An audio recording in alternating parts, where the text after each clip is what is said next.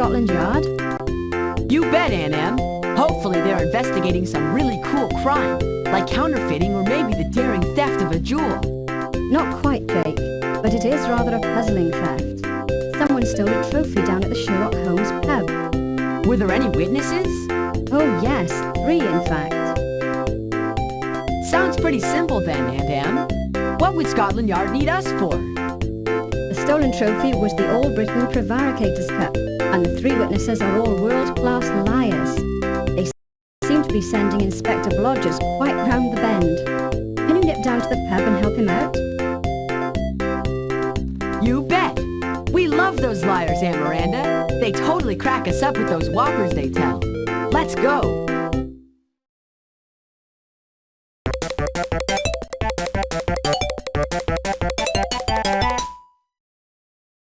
There's Inspector Blodgers with Officer Barbrook. All the liars seem to be gone. I have had it. I spent an hour interviewing those people and all for nothing. In my line of work, I've met some big liars in my time, but these 3 really take the cake. I can't believe a word they say. I'd be happy to have you take on this case. All I really know so far is contained in this photo.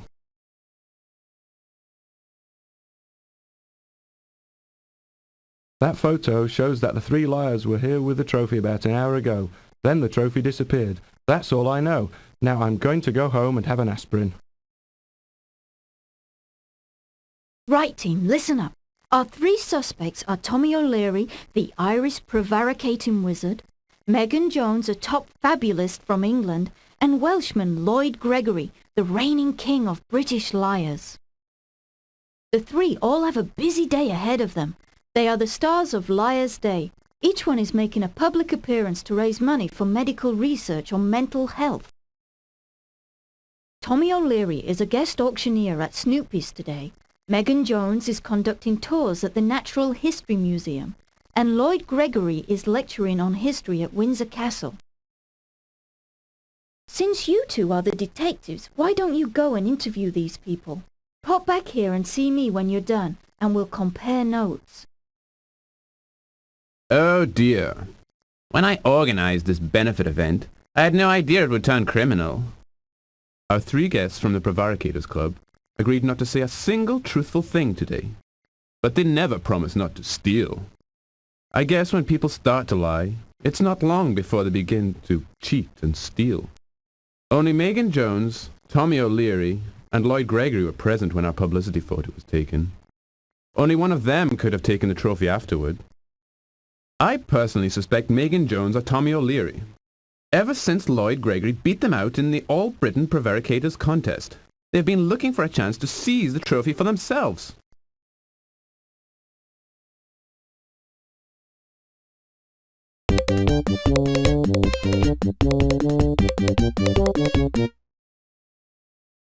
Great Scott! They're letting Tommy O'Leary actually auction off some rare artifacts.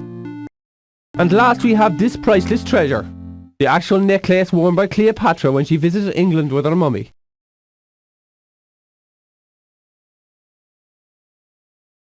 We'll start the billing at £200. Oh, I say, I'd trade you my car for it.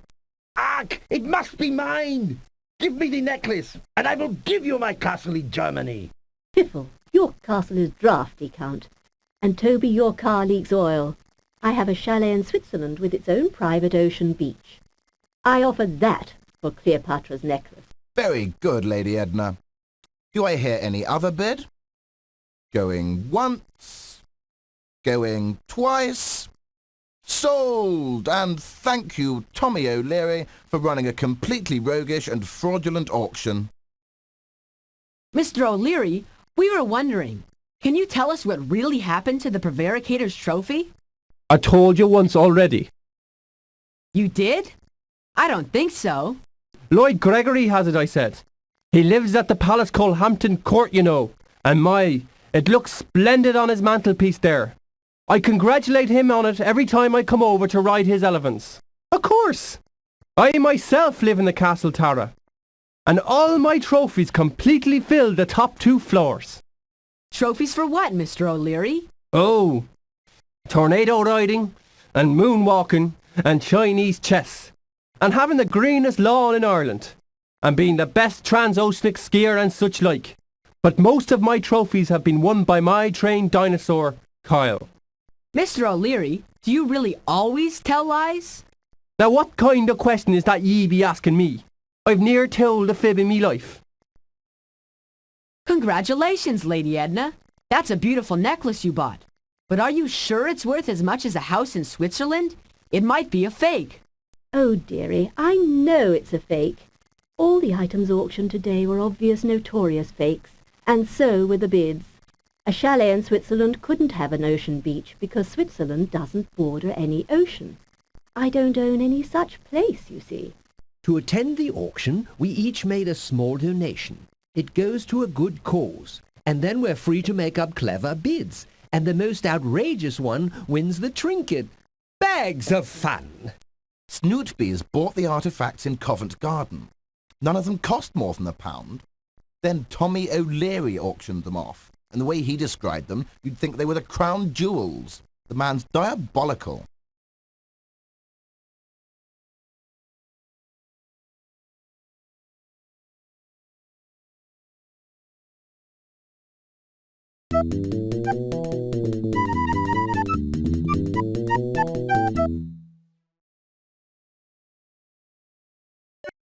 Listen, Megan Jones is pretending to be an expert on mammals.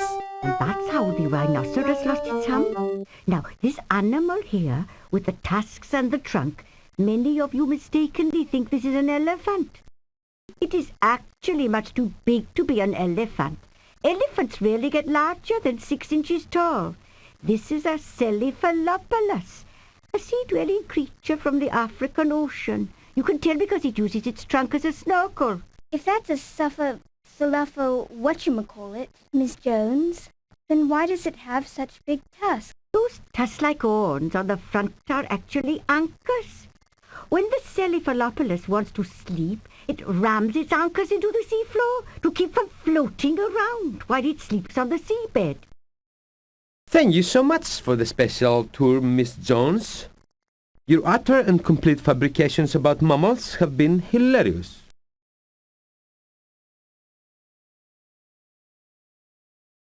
That woman is something special. She can talk non-stop about almost anything at all, and not one thing she says is even close to the truth.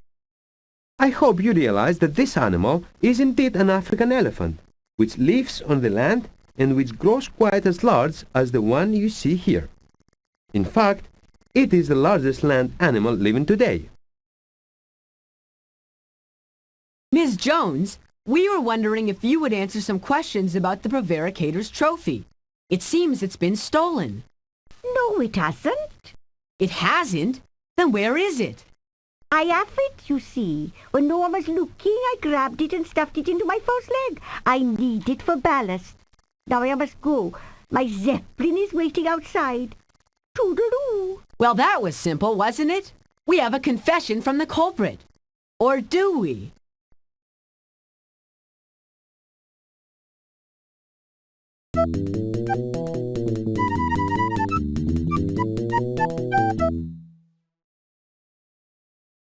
You know, it's a good thing the world isn't full of liars. If you couldn't trust people to tell you what train to get on, for example, you could never get any place. Luckily, the train ride to Windsor Castle isn't very long.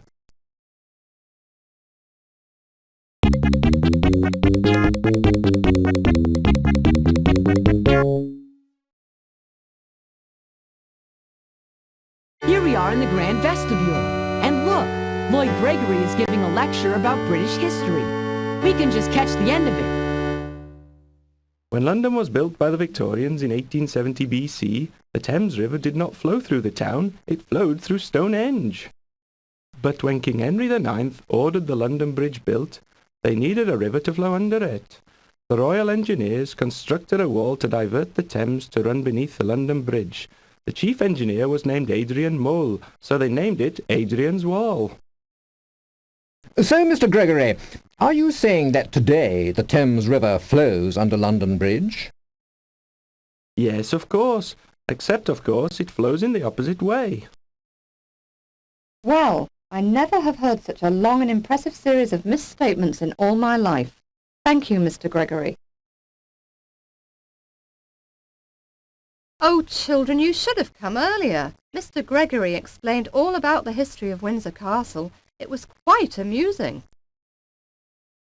He told us this was the royal dining room and the swords all around us were steak knives. They had to be long, he said, because there was no dining table, and so they had to reach down to the plates on the floor. Really, Mr. Gregory lies so smoothly. After a while you don't know what to believe. The man is dangerous. Mr. Gregory, we were wondering if you saw anything suspicious after your photo was taken with the Prevaricator's trophy. No, not really. Of course, I wasn't really there. That's my twin brother Oscar you see in the photo. I was the one taking the picture. Of course, that isn't really the trophy either. It's just a cardboard cutout. Tommy O'Leary took the actual trophy. Wow! So Tommy O'Leary took it? Yes, Tommy explained he needed it to buy a tour of the solar system from the crop circle aliens. Personally, I've never heard a bigger bunch of malarkey in all my life.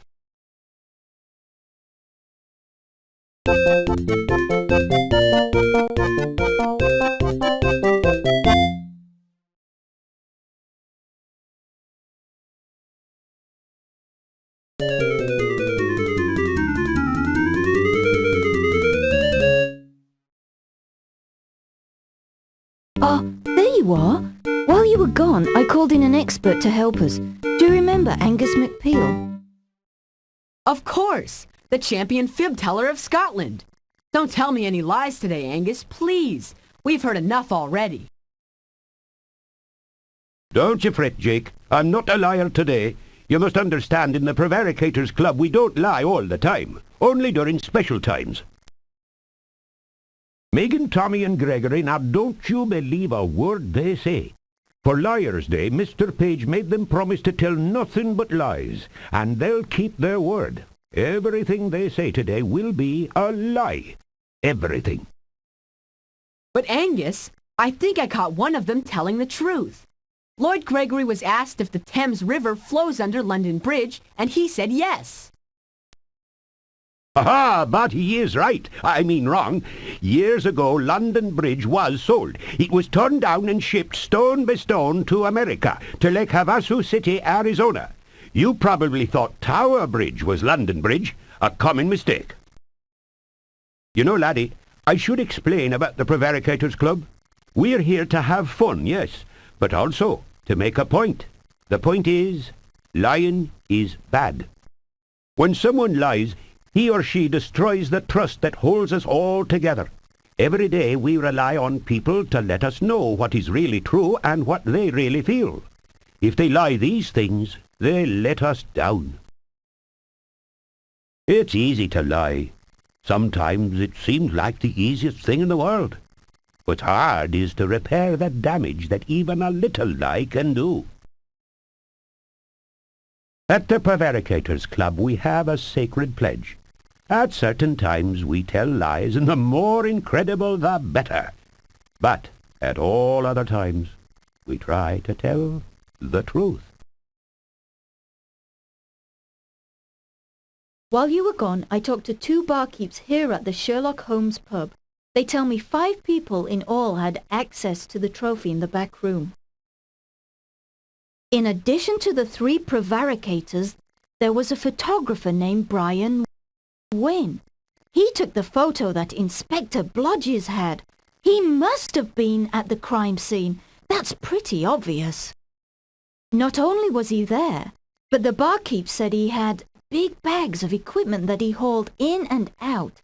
It would have been very easy for him to slip the trophy into one of those bags.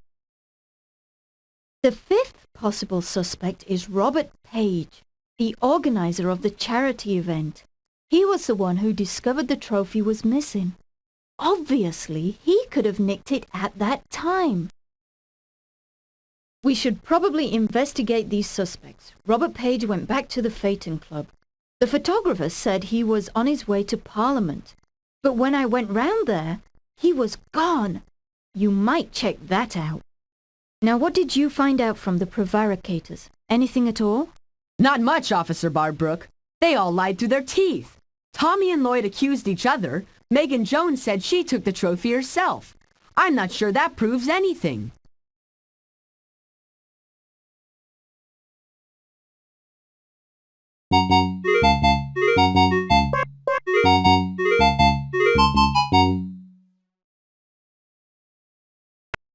Look, it's Nigel's friends Aaron and Felix. They look like they're waiting for someone. Hey Aaron, hey Felix, did you guys see a photographer go through here? Did I ever? He was with a very famous woman, but I can't think of her name. A major luminary she was. A celestial event. They left a while ago. Do you happen to know where they went? It's real important. We're on a case. Sorry, mate. I did hear them talking about the magnificent stairway of the king, though. Maybe that will help. That's right. It's in a palace, right? There's some painting there with Jupiter and that lot cavorting about or something. They went on about it like it was some wizard's work. Oh yes, and they took a train. I heard them talking about catching the 12:15. The king's staircase, eh? In a palace? Thanks. Are you guys waiting for someone? Yeah, my mum and dad. They've gone off to tour the House of Lords. See you around.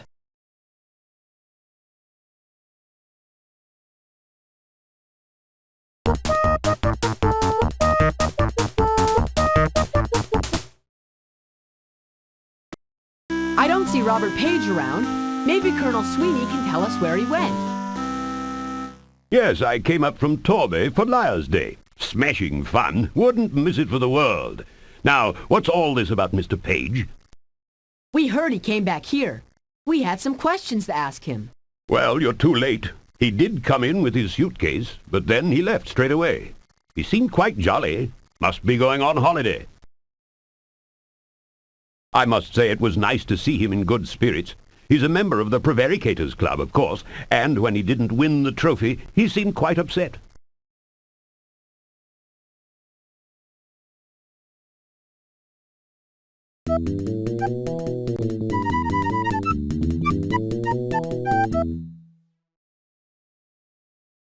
Now, we need to figure out which train the photographer Brian Wynn took. One clue we have is the King's Staircase. It supposedly has magnificent paintings about Jupiter and the other Roman gods from mythology.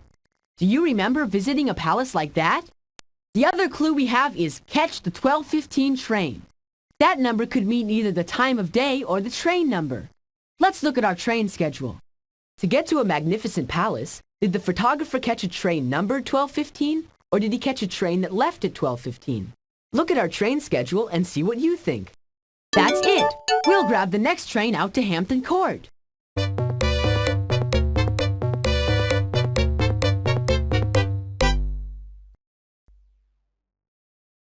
That must be Brian Wynn, the photographer. And look who his model is. It's the incredibly fabulous screen star, Amy Jolana. Hello, children. How nice to see you.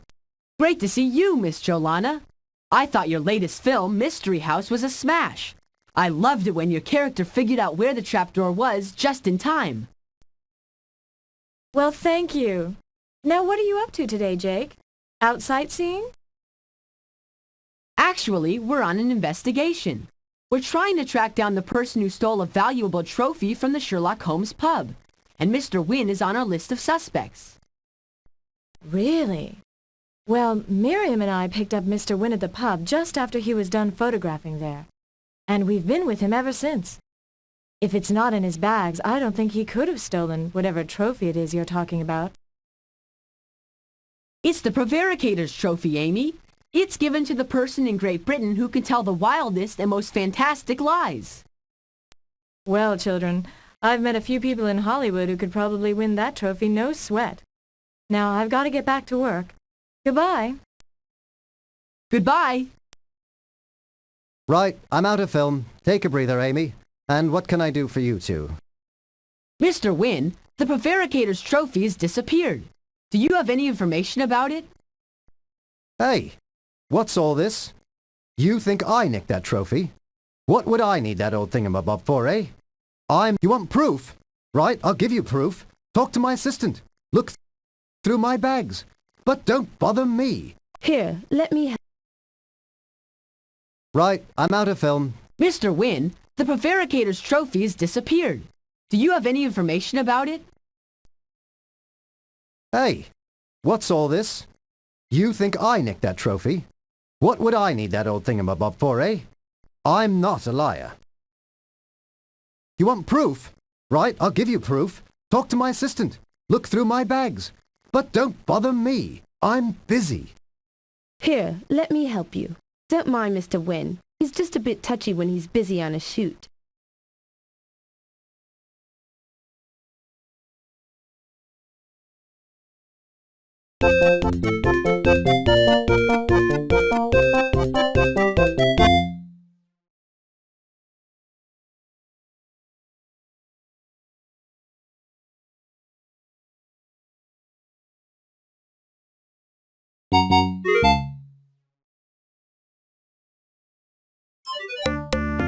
Ready? Pick out the clues that show how we know who truly took the Prevaricator's trophy.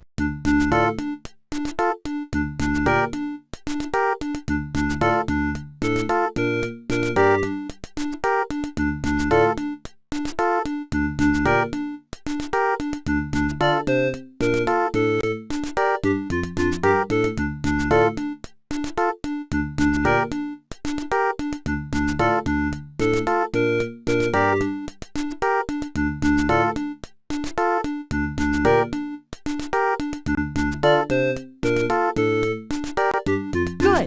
Now, pick out the person you believe is the trophy thief. You got it! It was Mr. Page who stole the liar's trophy. I have to tell you one thing. Don't you ever lie to me. After this episode, I feel I've heard enough lies to last us for years and years. Some of the lies we heard were important clues. Tommy O'Leary and Lloyd Gregory each said the other had taken the trophy. Megan Jones said she had taken it herself. But they were all world-class liars participating in Liar's Day. Everything they said was a lie. Therefore, we knew none of them actually did it. That left either Mr. Wynn or Mr. Page. Amy Joanna herself vouched for Mr. Wynn. Suddenly, we remembered that Mr. Page said only 3 people could have stolen the trophy. He conveniently forgot Mr. Wynn and himself. He is a member of the Prevaricators Club. He should know better than to lie like that.